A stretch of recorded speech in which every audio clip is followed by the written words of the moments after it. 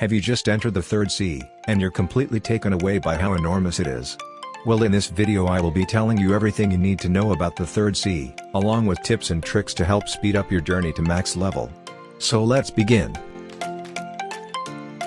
Starting off with a simple leveling guide. When you enter the third sea, you'll probably be level 1500, while the max level is 2550. So if you want the fastest grinding possible, I highly recommend you watch this leveling guide. I'll leave a video card at the top right. Now anyway, let's move on to the next part. Elite pirates are NPCs which give you great rewards when defeated. They can give accessories, money, experience, and the God's Chalice. I'll get more into what the God's Chalice is in the next section, but basically the God's Chalice is the third sea version of the Fist of Darkness. Elite pirates don't spawn in the same spot every time, they can spawn in different islands, so to know where an elite pirate has spawned, you're gonna want to go to the Castle on the Sea. The Castle on the Sea island is located at the middle of the third sea. If you've just entered the third sea, you'll spawn at the Port Town Island, which is that island over there, so just sail forward and you'll find this island. Over here you'll find this cat NPC, interact with him, and press yeah. Elite pirates spawn every 10 minutes, so if they haven't spawned yet, the NPC will say this. But when an elite pirate has spawned, the elite pirate will say this, as well as the island they're at, so make sure you read the dialogue. In this case, the NPC said he was last seen near the floating turtle, so I'll check all possible spawn locations at that island. I've memorized all spawn locations of the elite pirates, so my tips are to watch YouTube videos of their spawn location, and always have observation Haki enabled. The elite pirates are pretty easy to defeat as they're just level 1750 bosses. This is what you'll get after defeating an elite pirate. Sometimes you'll also get an accessory, and sometimes if you're lucky you'll get a God Chalice. Now you do have to be fast, since if someone else defeats the elite pirate before you, the quest gets cancelled, and you get no rewards. After defeating 5 elite pirates, enter this castle and interact with this NPC, he'll give you the pretty helmet accessory. The buffs of this accessory are, plus 50% movement speed, plus 10% melee damage, plus 12.5% defense against melee attacks, plus 250 energy, and plus 500 health. To see how many elite pirates you've defeated, just tap on the progress button when interacting with the cat NPC. Anyway, that's everything to know about elite pirates. Portals are pretty important to unlock, since it'll save you some time traveling from island to island, especially when you're max level. To unlock portals, you must defeat the Rip Indra boss, not the Rip Indra you fight in the second sea. To spawn Rip Indra, you'll need a God's Chalice, which can be obtained by any of the 3 methods shown. The best method is by getting it from elite pirates, which I explained already in the previous section. And for the chest method, just like the Fist of Darkness, if your server is 4 hours old, you have a very slight chance to get the God's Chalice from a chest. And for the praying method, you'll first have to go to the Haunted Castle Island, located to the left of Port Town. Once you're here, go to the graveyard.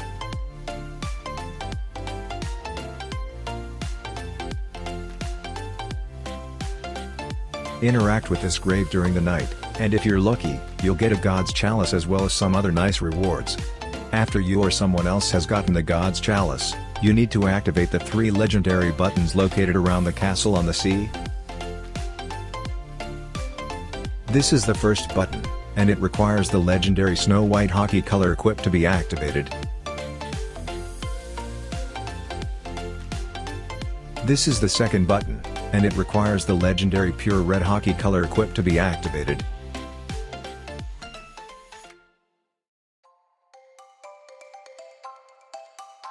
This is the third button, and it requires the legendary Winter Sky Haki color equipped to be activated.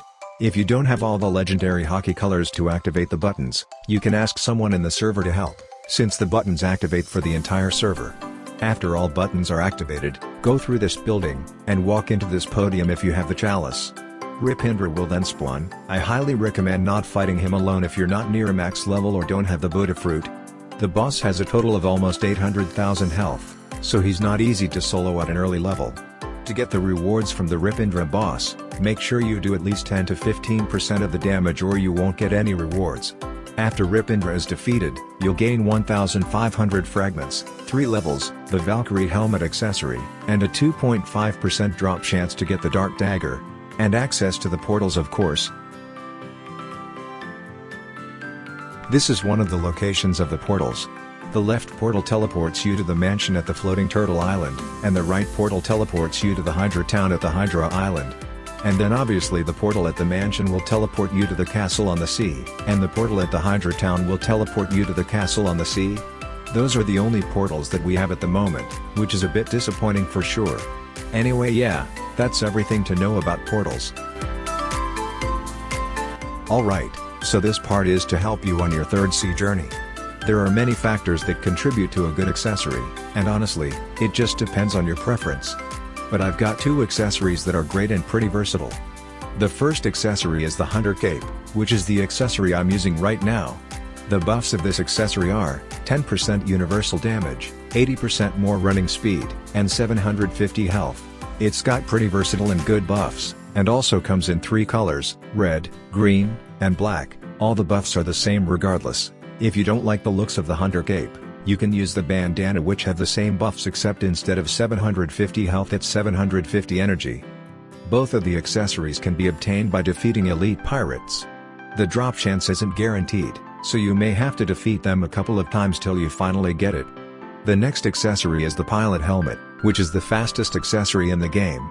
The buffs of this accessory are, plus 130% movement speed, plus 10% faster health regeneration, plus 250 energy, and plus 250 health.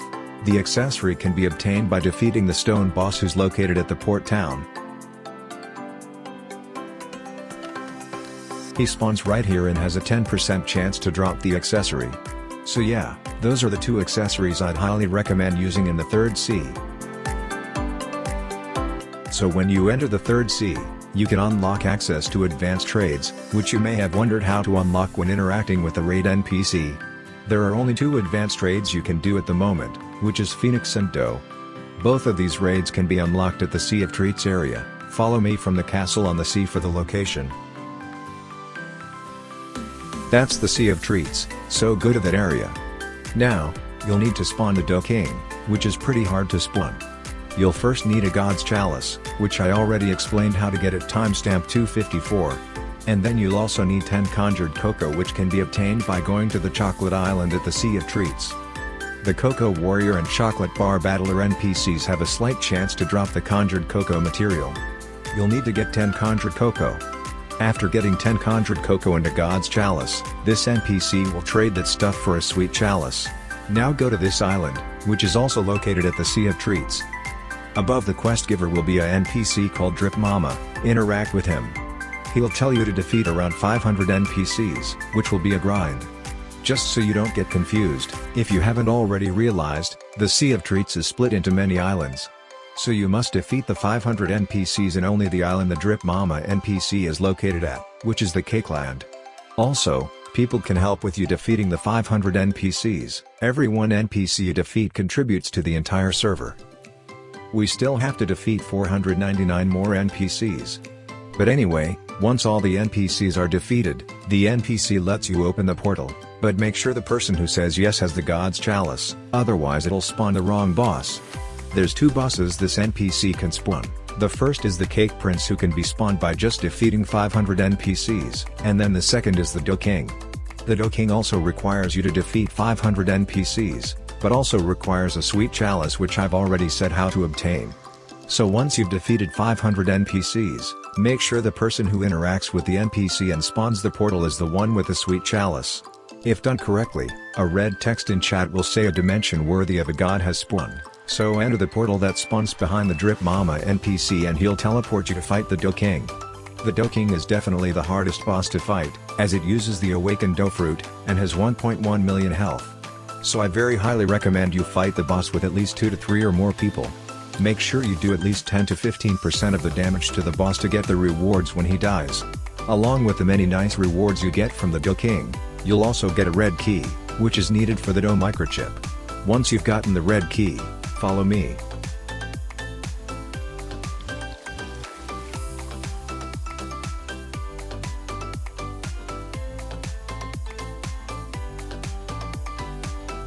Interact with this NPC, he'll then sell you the Doe microchip for 1000 fragments with a 2-hour cooldown per purchase.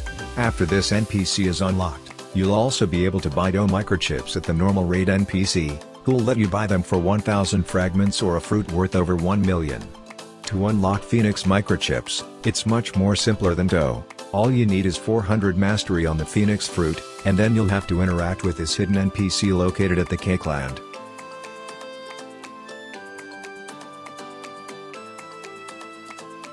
This NPC will sell you Phoenix microchips for 1000 fragments with a 2-hour cooldown.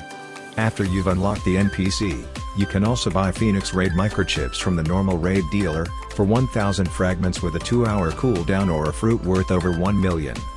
And yeah, that's how you unlock the 2 advanced raids that are currently in the game. Now alternatively you could always just ask someone who has the raids unlocked to host them for you, and you can pay them some fruits in return. But anyway, yeah, that's how you unlock the advanced trades. So just like every sea, in the third sea, you can unlock 4 new fighting styles. Starting off with Electric Claw, come to the entrance to the floating turtle island and follow me.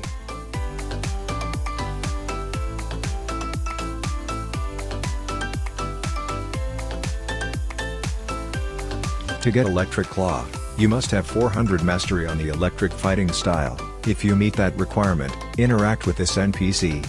He'll give you a quest which is to go to the mansion in less than 30 seconds. So before accepting the quest, equip an accessory with speed buffs. Now follow me for the location of the mansion.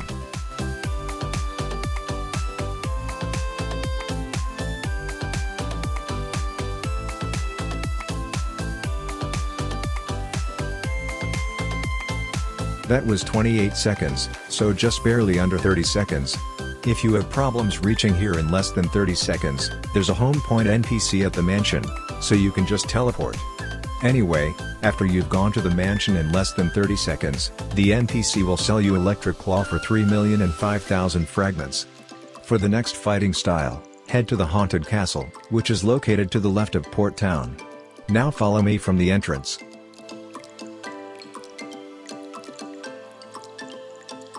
This NPC will sell you random surprises for 50 bones, with a limit of 10 purchases every 2 hours. To get bones, defeat any NPC located on this island, and they have a chance to drop bones.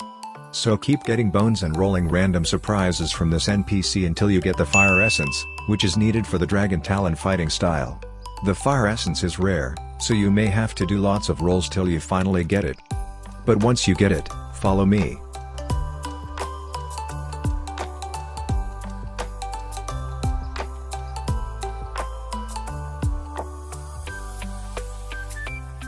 Interact with the NPC, and he'll take the Fire Essence, and if you have 400 plus mastery on Dragon Breath, he'll sell you Dragon Talent for 3 million money and 5,000 fragments.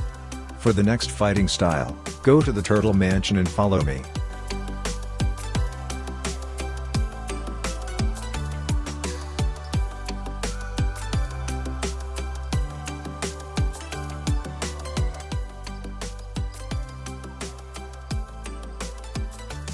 This NPC will sell you the God-Human fighting style, which is one of the best fighting style in the game. To get this fighting style, you must have 400 mastery on the following fighting styles: Superhuman, Death Step, Sharkman Karate, Electric Claw, and Dragon Talon. If you meet those requirements, you'll also need the following materials: 20 Magma Ore, 20 Fishtails, 10 Mystic Droplets, and 10 Dragon Scales. If you meet all of those requirements, you'll be able to buy God-Human for 5 million money and 5,000 fragments. Now for the last fighting style, Sanguine Arts. I recommend you go watch this detailed guide on how to get it, as I don't want to make this part too long. And yeah, those are all the new fighting styles you can obtain in the third sea, so let's move on. So you're probably familiar with the sea events from the second sea, Sea Beasts and Ship Raids. Well, in the third sea, there's a whole new system for sea events, and much more new sea monsters too. Starting with the sea event system, unlike the second sea where sea events spawn as long as you're in the sea, in the third sea, there are danger levels. As you can see on the left, there are little bars, and currently I'm on danger level 0. This means that only the very basic sea monsters will spawn, such as sharks and piranhas. As you sail further away from islands, the danger level increases, and the higher the danger level, the better the sea monsters are. The danger levels are low, medium, high, extreme, crazy, and the danger level is the final danger level, and when you enter that danger level, your screen gets darker, but the chances of sea events spawning are much higher. Now those are the danger levels explained, so let's move on to the new sea monsters. New sea monsters that can be defeated are sharks, piranhas, rumbling waters, terror shark, haunted shipwreck, haunted shipwreck, and the leviathan. Sharks and piranhas are the most basic sea monster. They have very low health, and don't give good rewards.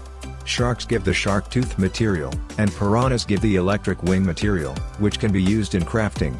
Rumbling Waters is a sea event, and it's just 3 sea beasts spawning at once, so it's not really a new sea monster, more of a new sea event.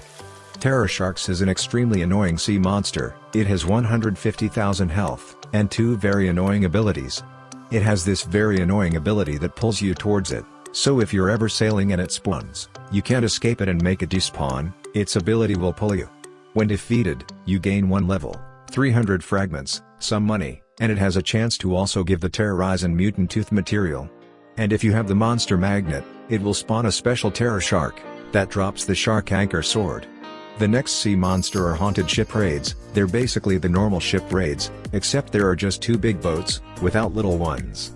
They give 75 fragments each, 3 Fool's Gold material, and a small chance to get a random fruit. The Haunted Shipwreck is a sea event that spawns only in danger level 6, it spawns enemies that give bones. And for the Leviathan, it doesn't spawn directly as a sea monster, it first spawns the Frozen Dimension, and on a little island is the NPC who spawns the Leviathan. For the Frozen Dimension to spawn, you must have bribed the NPC located at the top of the Tiki Outpost Island, and you must have 5 or more people with you. The Frozen Dimension can only spawn in extreme danger levels or higher, and once it spawns, interact with the NPC located at the island and it'll teleport you to the Leviathan. The Leviathan has around 1 million health, since it has 200,000 health worth of shields. When defeated, the Leviathan gives 5 levels, 1,000 fragments, and while defeating the Leviathan, you'll get some Leviathan scales, which is useful for crafting. And the Leviathan also drops its heart when defeated, which is needed for the Sanguine Arts fighting style. Now there are also a few new sea events, which aren't sea monsters, more of sea events. The first sea event is the Treasure Island. It's pretty lame, it just spawns 3 gold money chests. The next sea event is the Rough Sea, it just makes it raining, and thunder will try to strike your boat and damage it. The next sea event is the Kitsune Shrine. It can be spawned only during full moon, very early in danger level 6. There'll be a Kitsune Shrine in the middle, interact with it, and it'll transform the full moon into the blue moon for 5 minutes. During this period, blue azure embers will spawn around the island, walk into them to collect it, and try to collect as many as you can. If you offer 15 to 25 azure embers to the shrine, you have a chance to get the following things. After the blue moon ends, you can't donate the azure embers to the shrine, so make sure you donate the embers before the timer ends. Now lastly, the final sea event is the Mirage Island. The Mirage Island is an island that can spawn during danger levels 1 to 6. It's a medium-sized island, and when it spawns, your screen gets dark, just like when you enter danger level 6. On the island is a bunch of diamond money chests, fragments chests, and the advanced Blox fruit dealer, which can only be found on the Mirage Island. He always spawns in different areas on the island, but when you do find him, he has a better Blox fruit stock. Mirage Island despawns after 15 minutes, so make sure you take full advantage of it before it despawns. Anyway, yeah, that's everything to know about the new sea events in the 3rd sea. Alright, so ship repairs is a new feature that you can unlock in the 3rd sea. The name is pretty self-explanatory, you get the ability to repair your ship when it gets damaged. To buy this feature, first go to the Tiki Outpost Island, which is located in the middle of the Floating Turtle and Haunted Castle Island. Now follow me from the entrance.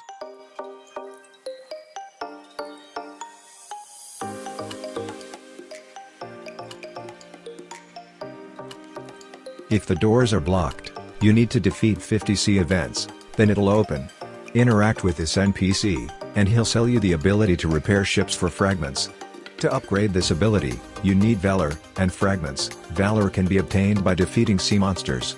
You get more Valor by defeating more extreme sea monsters. For example, a shark/piranha would give much less Valor than a Leviathan or sea beast. Anyway, yeah, let's move on to the next section.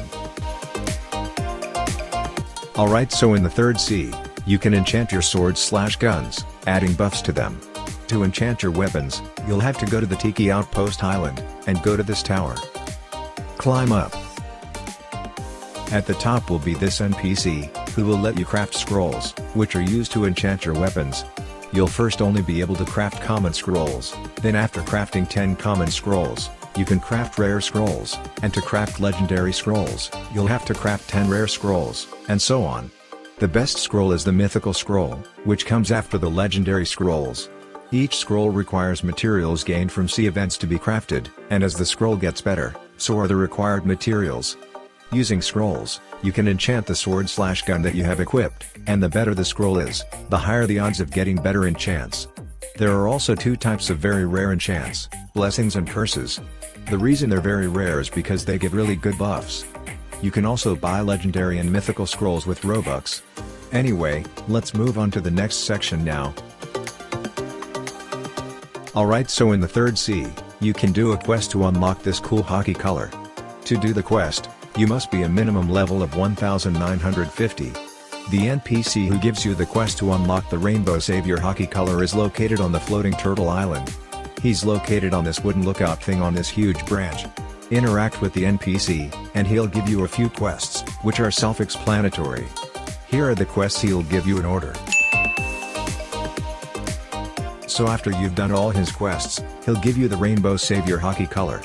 Anyway, that's how you get this cool Haki color. So you're probably very familiar with Instant Haki. It lets you dodge attacks, and it's one of the most important abilities in the game. Well, if you've maxed out Instant Haki fully, max dodges, if you reach level 1800, you can upgrade your Instinct Haki. To quickly check if you have max dodges, check if you have the Ultra Instinct title number 69.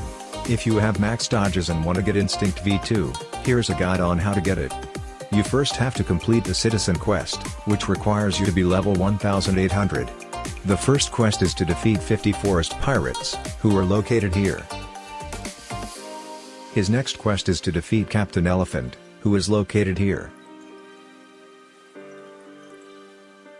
Anyway, yeah, that's how you complete the Citizen Quest. Now follow me from the mansion.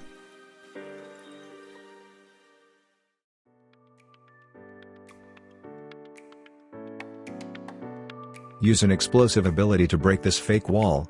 Walk into this little grass dome thing, and you'll get the legendary Musketeer hat accessory. You'll need this as it's a requirement for Instinct V2. Now follow me for the location of the NPC who sells Instinct V2.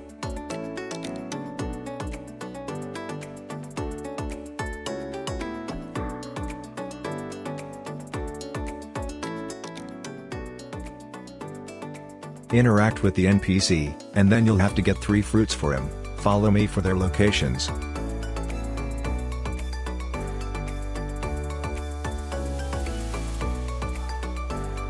The apple spawns here.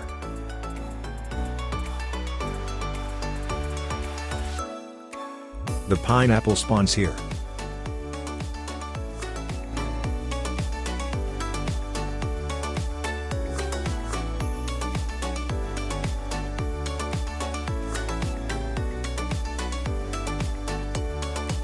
The banana spawns here. After collecting all 3 fruits, go to the citizen, he'll turn the fruits into a bowl of fruits. Also, fruits spawn every 5 to 6 minutes, so if you can't find the fruits, that's why. Now go back to the Hungry Man NPC, he'll take the bowl of fruit and you'll be able to buy Instinct V2 from him for 5 million money. Now, here are the new features you get from Instinct V2. Yeah, Instinct V2 is a huge upgrade, and I highly recommend getting it as soon as you can. Anyway, that's everything to know about Instinct V2, so let's move on. So you most likely have Race V3 by the time you enter the 3rd sea, and in the 3rd sea, you can get Race V4. Race V4 is a huge game changer, and if you're ever planning on PvPing, you will have a huge disadvantage against most enemies. But in general, Race V4 is still huge, since while Race V4 is activated, every stat section is maxed out. If you want to know how to get Race V4, click on the video at the top right. Race V4 is a very long quest, so that video will give you a very detailed guide to get Race V4. Now, let's move on to the next section. The Cursed Dual Katana is one of the 4 mythical swords, and arguably also the best sword in the game. It's an excellent choice in PvP, and used in many combos, and great for grinding and general use because of the very high damage, making it very versatile. The Cursed Dual Katana is a very long quest, so I recommend you go watch this video for a very detailed guide in getting the Cursed Dual Katana. Also, just a heads up, you must be at least level 2200 to start the Cursed Dual Katana quest, and it's one of the hardest swords to get in the game. But it's definitely worth it. Like I said before, it's very versatile and arguably the best sword in the game. Now, let's move on to the next section. The Soul Guitar is the only mythical gun in the game. And it's arguably the best gun in the game. It's very versatile, being great in PvP and grinding. It's also got an explosive M1, making it even better for grinding since you can group up enemies really easily. If you want a guide to get the Soul Guitar, watch the video card located at the top right.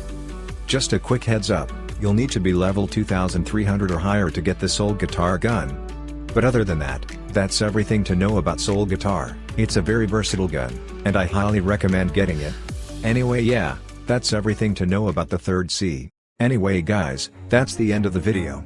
If you found this video useful, please consider liking and subscribing. These videos aren't easy to make, and it would help me a ton. Anyway, bye.